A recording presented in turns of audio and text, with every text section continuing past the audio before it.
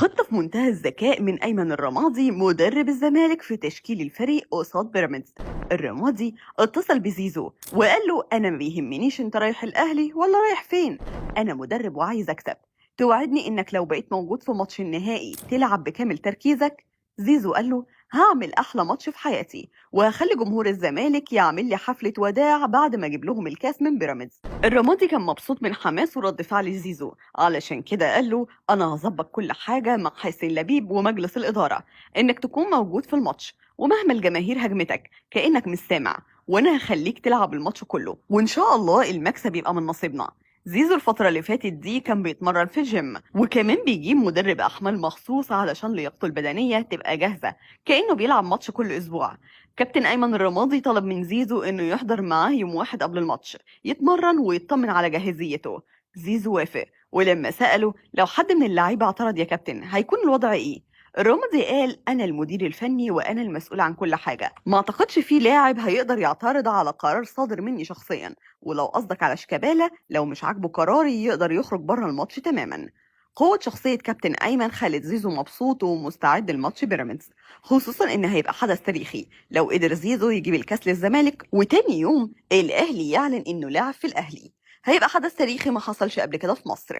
كمان زيزو هيبقى ضميره مرتاح إن عمل اللي عليه لحد آخر لحظة مع الزمالك قبل ما يروح الأهلي ويلعب كأس العالم للأندية. خطة في منتهى الذكاء من أيمن الرمادي مدرب الزمالك في تشكيل الفريق قصاد بيراميدز. الرمادي اتصل بزيزو وقال له أنا ما بيهمنيش أنت رايح الأهلي ولا رايح فين، أنا مدرب وعايز أكسب، توعدني إنك لو بقيت موجود في ماتش النهائي تلعب بكامل تركيزك.